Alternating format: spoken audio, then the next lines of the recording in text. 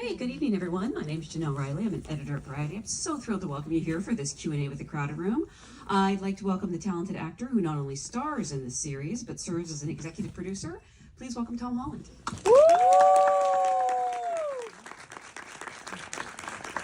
Hi guys, thank you for coming tonight. Thank you for being here.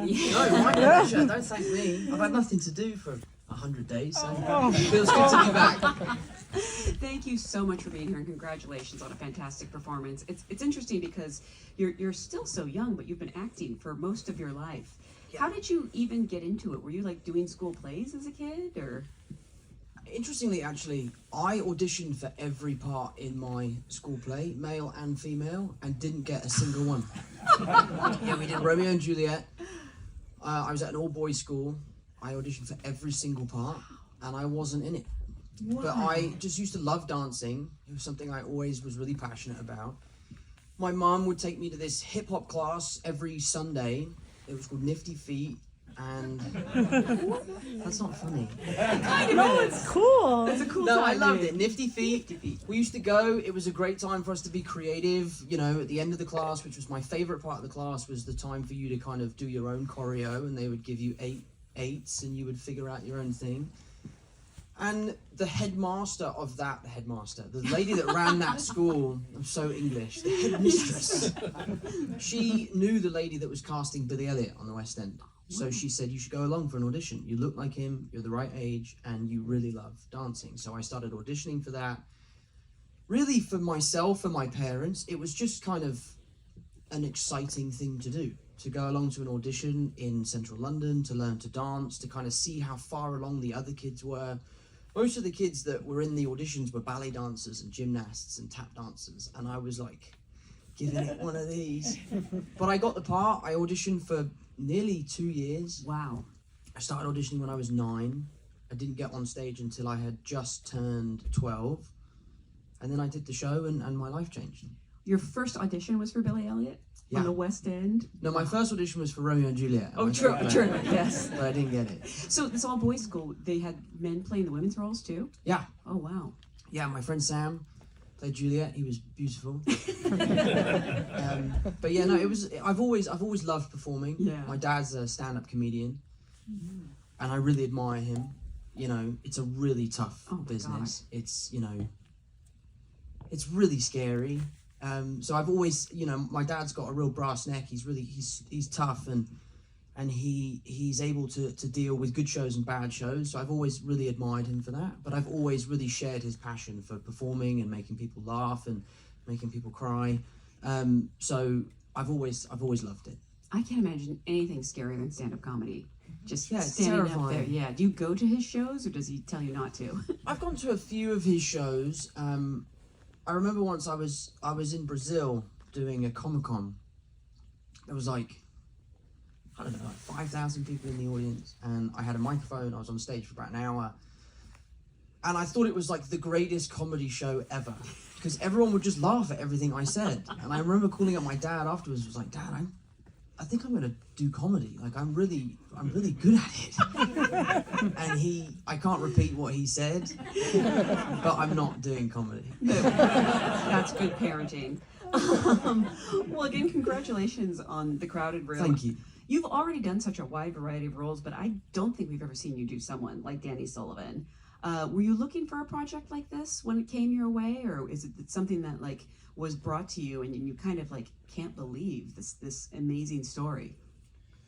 I think, for all actors, there's that dream role. There's that role that you admire, something that you look up to, something that, really inspired you. And as a young kid, I really attached to the movie Primal Fear. My dad showed it to me. It was the first movie where I felt old enough to kind of understand the twist, and I just remember it blowing my mind. And that was, for me, the kind of, at the age where I started noticing performance. And I remember Ed Norton's performance in that, and just really being like, wow, that was so cool how he was able to play 2 people like that. And I just always said to my agents, like, if anything like that ever comes across your desk, please. I was shooting Spider-Man 3, having the time of my life, making a movie I was really excited about, but really looking forward to a break. I was tired. And my agents called me up and they were like, that script has come across our desk. You should read it. Actually, there wasn't a script, it was a treatment. So I read it. I was a little confused by it. So I ended up meeting Akiva, the writer, and he pitched me the idea. And I fell in love with him. I fell in love with the idea. I was terrified by the challenge, which for me is always a really good thing. I kind of thrive off of that kind of energy. So it was an easy decision, but really that film, Primal Fear, is kind of what made my decision. And I'm sure you know this, but that was Edward Norton's movie debut. Yeah, right? Isn't that incredible? Amazing. Absolutely amazing. I love his performance in that film. Have you ever met him? No. He's funnier than people think. Oh, really? Yeah, Oh, yeah, that's good I to think know. so. Yeah. Yeah, that's good to know. People say that about me.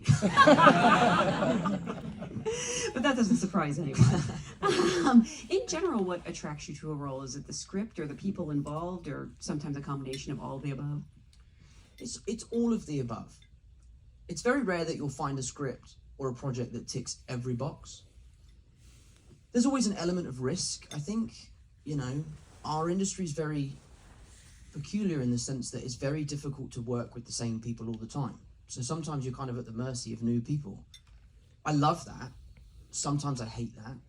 But that's kind of part of the business. I remember Tom Hanks did a podcast or something years ago that I remember watching, and he said, you don't have to like the people you work with. And that's it's been a really valuable piece of information for me, because it's true. Sometimes people are just great at their jobs, but you just don't like them. And that's okay. And that's fine. Yeah. It's tough though. Yeah. But yeah. So what was your question? What draws you to a project? But that's why it's only been in the last 5 years that I think I realized I don't need everyone to like me, and I don't need to like everyone. That's perfectly fine. It's liberating. Yeah, it really is. I've become a real jerk thanks to the pandemic. Oh, sorry. You were saying what drives you to a role? Oh, challenge, yeah. something new, something refreshing.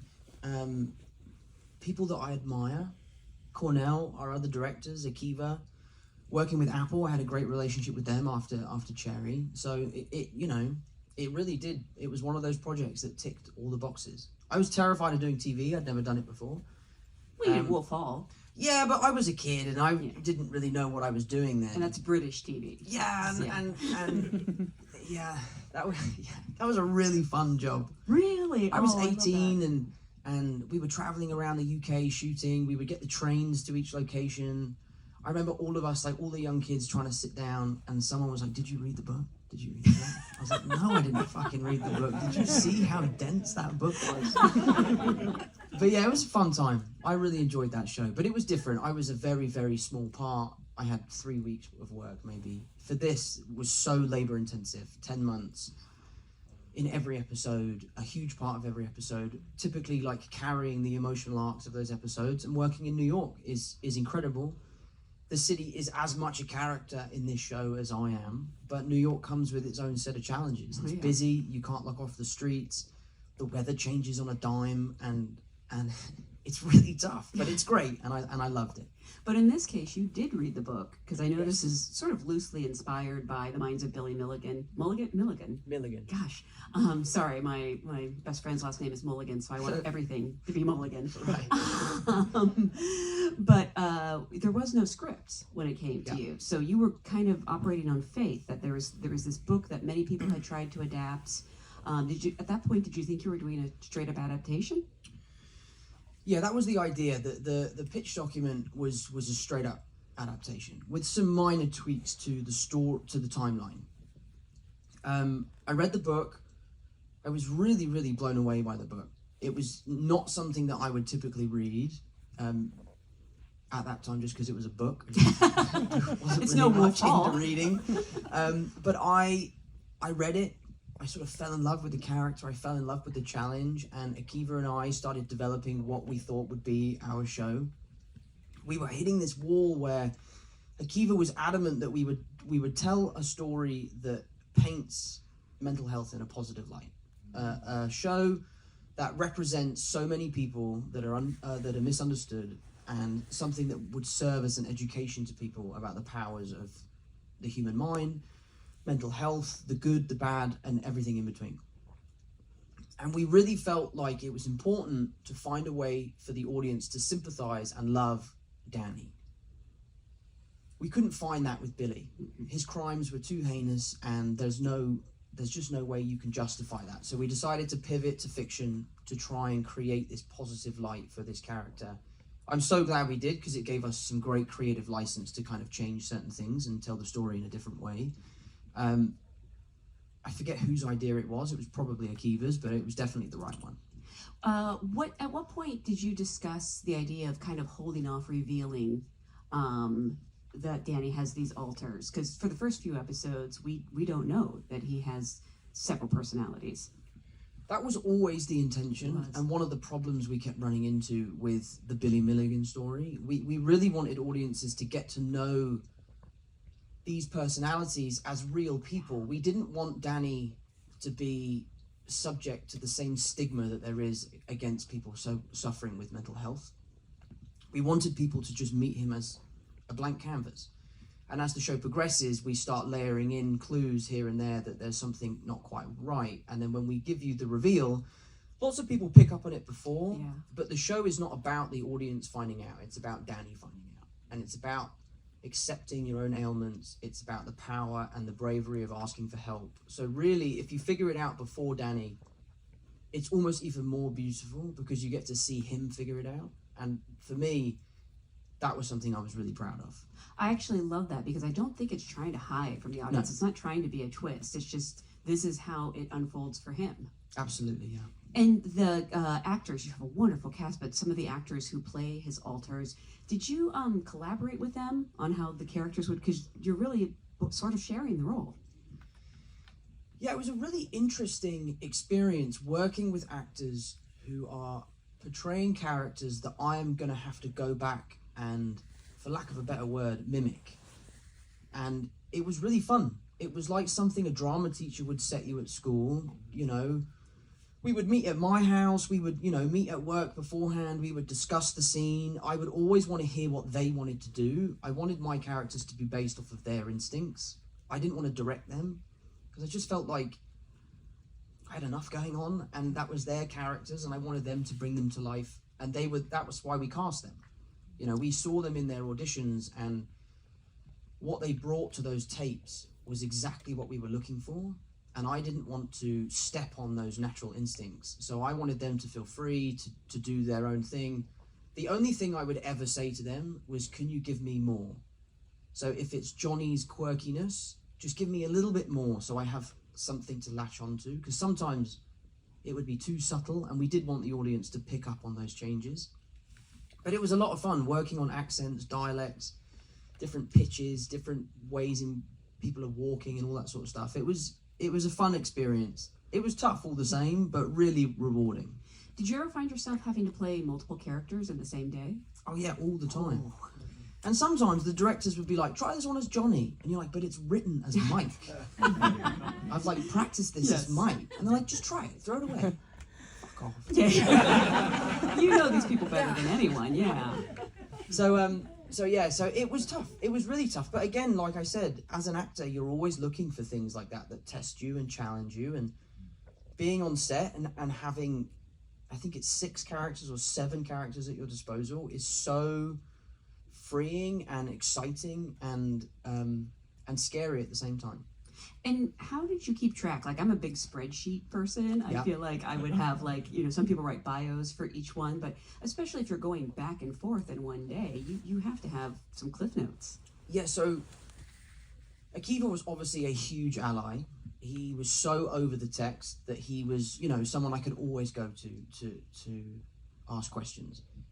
The most important person on set for me was Ben Perkins, my acting coach. I've worked with him since I was a kid, and he'll come and work with me on movies where I really, really feel like I need that support. And he came with me on this job. We worked tirelessly to figure out the different arcs, where characters would plug in and drop out, and we were playing with the idea that some characters wouldn't remember certain things if they weren't in the spot, which was really confusing. So he was the person that was kind of maintaining my arc, which is a little lazy on my part. But what I will say is I just knew that I didn't have that in me. So I brought him on because I knew that it was necessary, and I knew I couldn't do it without him. It's like a script supervisor, but for characters. Yeah, he was like my own personal script supervisor, and he was awesome. How did you find him? Because people often discover their acting coaches early, and sometimes they have bad experiences. And you've been working with him for so long. I'm just sort of curious where he came from. So Ben is really one of my best friends. He was my chaperone on The Impossible. No way. And I had an acting coach who I was having a really, really hard time with. And I was only young, I was only about 14 when we made that movie. And this acting coach and I really weren't gelling. And it was really important for for how intense that film was that we got along. And I remember him coming out to Spain to look after me because I was a child. And he'd be like, try this one like that. I was like, oh, okay. That's a good idea. Yeah, I can do that. And then he would help me with my lines and work with me and workshop things for me. And we just became fast friends, and they ended up employing him as my acting coach. I was his first ever client, I guess. Wow. And that would have been, I don't know, 12, 13 years ago. So he had never been a coach before then? No, he was an actor. And then he became a chaperone, and he was making a living out of being a chaperone. And now he's a full-time acting coach. That's what he does. He typically works with kids. He has a really wonderful way with kids. He's very kind. He's very open, and he's a very safe person. He hasn't really got a bad bone in his body. So kids really warm to him in a way that sometimes, as we'll all know, directors can be quite cold and, shorten it, do it better, give me less. Sometimes as a kid, you're like, oh, but is it not good then? Yeah. Whereas Ben is really caring and kind with the way he does stuff. So he's been a great asset for me. I love him to death, and he's had a wonderful career. I'm actually so impressed that at 14, you had the fortitude to recognize that you weren't gelling with this other coach, because I know people who stay in, it's like a bad relationship. Yeah. And I know people who will be like, well, they must know what they're doing, so I'm going to stick it out and listen to them. Yeah, to be perfectly honest with you, it wasn't me. At the time, coming out of Billy Elliot, we were really drilled to kind of just do as we were told and work really hard. And, we were fit and we were training and we would do the show 3 times a week. And it was very much like, just do your job. I was willing to do that for The Impossible because, what 13-year-old kid is going to walk up to the director and be like, can you get rid of the acting coach, please? Because she's really annoying. It was my mum. I love your mom. Yeah. My mum said that Ben was a better suit, and we were really good friends, and she felt really safe with me being at work with Ben. And Ben's lived with me, over the years. We were in New York when we shot this show. We lived together. Sometimes when he comes to London, he'll live with me. So we're best friends, really. Wow, that's amazing. Another thing about this show is that this is set in the 70s when you weren't even alive. Right. And yet, because I will tell you that you're capturing it very authentically. Thank you. How much does it help to, lock into a character, to have that hair and makeup and those clothes and those amazing sets to really, really help you find the role? A lot of the credit there has to go to Rachel Speak, my makeup artist. She's incredibly talented and, really meticulous in her research. We both together dove into what we wanted to try and create. The studio was adamant that I couldn't cut my hair. They basically flat out refused. They said, do not cut your hair. And on day 1 I came to set and they were furious. But it just was necessary. It's like to play a character like this, to lose yourself in so many people, I had to detach myself from the role as much as I could. And they just were really scared of the haircut. So we took the leap of faith for them. We did it upstairs in the dressing room. We cut my hair, came downstairs.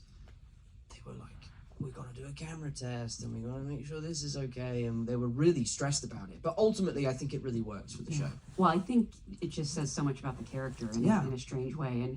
And what was it like to actually live day-to-day life, though, in that haircut? I was in New York, so it's trendy. But it was rough.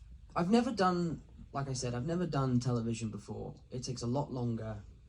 You really have the time to fall into a character. And I would see myself in the mirror and I wouldn't see myself. I wouldn't necessarily see Danny. but I would see someone different. There's a few times I'd get up and go and brush my teeth in the morning to go to work. My hair's all over the place. I'd see myself and be like, Jesus!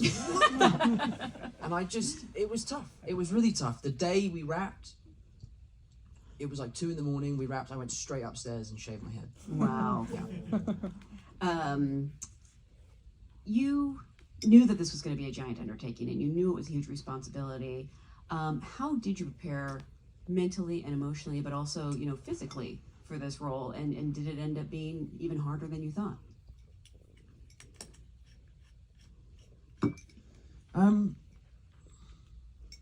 I don't think you can really mentally prepare for something like this show.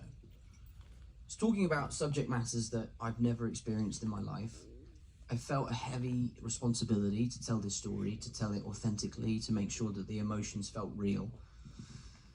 So I knew it was going to be tough, and I guess that was my preparation. There was a time before we went into the latter part of the show where I actually asked the studio for the first time in my career if I could have a break. I really needed some time to just reset before we went into the end of the show. And for those of you who have seen the show, you'd know why, because it is so demanding, those last few episodes. So I kind of just knew it was going to be tough, and I just kind of buckled up. And I had Ben with me, who was a shoulder to cry on. I had, Rachel, who's one of my best friends, and my brother came with me, and I just built a really strong support system around me. And I just knew it was going to be really tough. I tried to, lose as much weight as I could, but it wasn't something I was focusing on as much as I did on something like Cherry. I just wanted to not look like like Spider-Man. So it was tough. The physical aspects was really interesting. I love dancing. I love performing with physicality. There's lots of parts of this show where there's no dialogue. So everything is physicality. So the big thing for us was trying to find a way, and I think it really comes across best in the earlier episodes when Danny's at school. We really tried to make him feel small. Mm-hmm. I was always that really small kid at school. I was quite tenacious, and I liked playing sport, and I would get stuck in. But I could never fight the fact that I was always just the smallest kid in class. And I really wanted that to come across with Danny, so that when I play characters like Yitzhak or Mike or even Jack, you can feel that kind of growth in my posture. So that was something that we really worked towards to get right. Yeah, he kind of shrinks in on himself even. Yeah. I remember being like, why the fuck does my back hurt so much? What's happening to me? And it was just from doing this all day, every day. Speaking of your amazing cast, in addition to Amanda Seyfried, who's so fantastic, and Sasha Lane, I understand that. So Akiva has been very open about how he's used things from his own life for this story and how personal it was. And I've heard that for a lot of people on the set, even people working on the crew, this was a very personal story, or they had, I think probably mental illness and some of the topics here covered have touched everyone's lives to some degree. And something I heard was that your cast was very supportive of you, especially Sasha. She sort of would check in on you. Yeah, I mean, I found myself sometimes running into creative barriers where I would find it hard to justify the logic that my character was going through. Because I've never been through those things. I don't have that. I'm lucky that I don't have those ailments. I have never experienced the horrors that Danny has experienced. And I was really struggling at times to understand why he was doing what he was doing. Akiva has been through things. There were castmates, there were crew members who have experienced that sort of stuff, and they would help me understand why he behaved a certain way, or why he would say what he would say. I forget the scene that we had, but Sasha did sit me down and explain something to me, which is between us, and I'll keep it that way. But it was so enlightening and wonderful that she felt comfortable enough to share that with me on set of a TV show, that I felt, again, like that responsibility got heavier because I had to, try and help her out. But she was amazing. And your scenes with Amanda are so fantastic, and this may sound strange, but since you were an executive producer and involved in casting, was there any kind of a chemistry read between the two of you, or do you just, cast a great actor and show up knowing it'll work? We knew that Amanda was the lady for the job just because of how talented she is, and I've known Amanda really since I was young. I've bumped into her at countless award shows and parties and all that sort of stuff. So we've sort of known each other. I actually have a picture of me meeting her when I was like 14. No And I'm like way. super excited about it. What was that like Mean Girls for her? Or Impossible No, I for think You? it was the Les Mis. Oh, It's me okay. in the middle, and she's on my right, and then Eddie Redmayne is on my left. Wow. And I was very, very excited about it. You could have been Gavroche. I could have been. What a missed opportunity. But no. So there was no doubt in our mind that she was going to be fantastic. What do you do as an actor? I think one of the biggest challenges is finding that chemistry. What if it's just not there? I mean, I guess that's where acting comes in. Yeah, that's what you're getting paid for, isn't it? You know, you got to find it. It's an unfortunate place to find yourself. It's not an impossible problem. There's a solution to every problem on a film set, and sometimes things happen really naturally. The best chemistries I've ever had are with Downey, Zendaya, and Jacob. And sometimes it's like that, and then sometimes, it's like, I'm not going to go into that. But sometimes it just doesn't really work, and you figure it out, and you're a professional. You're there to do a job. You're there to tell a story, and you make it work. And then everyone talks about how great the chemistry was. Exactly. And you're like, okay. What did end up being the most challenging part? I feel like most people have probably seen the whole series at this point, or maybe not. Has everyone seen the whole thing? No, don't No. spoil. Okay, so Don't spoil it. in the episode 7 and 8, what was your most challenging part? Episode 7 and 8. Or there's those days you look at the call sheet and you know it's going to be a rough day. That was pretty much every day Yes. on this job. There's a scene in the last episode. I won't spoil it. I can tell you that when I read the script, I was terrified of that one scene. I was constantly asking for reassurance from Ben and from Akiva whether or not we could actually make that work. More from a logistical standpoint. It's when Danny takes the stand, and it is so layered in so many different ways that I was so excited about the challenge, but I was so terrified. And I don't know if you guys know who Stormzy is, Oh, I love Stormzy. but he's an English. He name rapper. checked you. Oh, sorry. He's a good friend of mine. He name checked me in a song, and I was so focused for this one scene. It was so difficult that it required so much technicality and looking at the right place at the right time and changing my accents here and there and everywhere, that I was just blasting his song in my ears in between takes. I was just really, really dialed in, really, really focused. Ben was like texting me direction on my phone, so I'd look at my phone like, okay, right, okay, I can do that. Listening to the music, and that for me is my proudest piece of work. I don't think I'll ever find anything that will top that. I'm so grateful to Akiva and to Mona, our director, to give me the opportunity to do what I wanted to do, and I'm really, really proud of it. Do you often use music to help set a mood or get you into a character? Yeah, sometimes I do.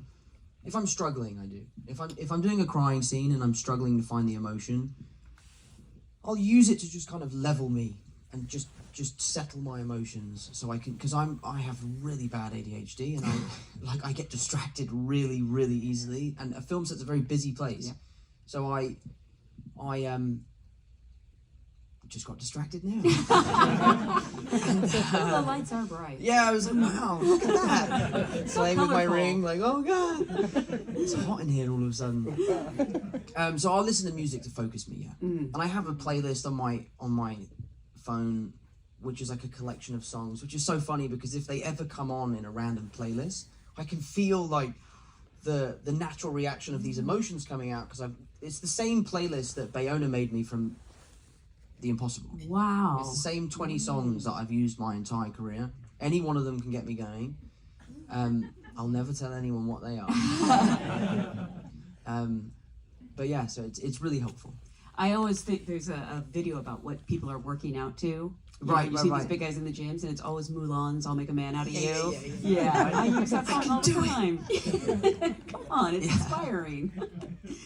You mentioned one of your directors. I believe you had 4 on this series, and that's a whole art in and of itself, like collaborating with different directors on episodes. But you have worked with so many amazing directors. What is it you hope for as an actor when you show up to set from a director?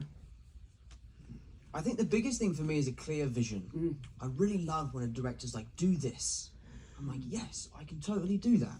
Do you mind if I try it a little bit like this? And one of my favorite things is like, no, do it my way, and then you can try it your way. And then I love the challenge of like, I'd love to convince you to do it my way. I love that, like, yeah, absolutely, I'll do as I'm told. I call all my directors boss. It's a big thing that I do. Everything's yes, boss, no, boss. But when I get that opportunity of like, no, do it my way, and then you can do it your way, I love it when they go, your way's better. I love that. So yes, for me, with a director is a real clear vision. So after this epic, grueling shoot, I'm hoping you like went and did a nice rom-com in Hawaii or something. I actually haven't done anything since. Oh right, you had planned on taking time off, right? I took some time off, and then we were all on strike. Doing the right thing. And so yeah, I'm unemployed. I have no work. So if anyone is doing anything. Oh, don't even open that door. Oh, please. You're gonna regret that. I am. So I'm a free agent. It's a really interesting time. I'm really excited. It feels very freeing, but also very scary, and I'm excited. Well, again, it's such a beautiful performance. I want to invite everyone, if you exit out the back to the Boxwood restaurant, there'll be a reception. I want to thank you for being a great audience. Remind you that all episodes of this show are now on Apple TV+. Thank you so much, and thank you. Thank you very much. Thank you, guys. I really appreciate it. I'll see you in the back. Thank you.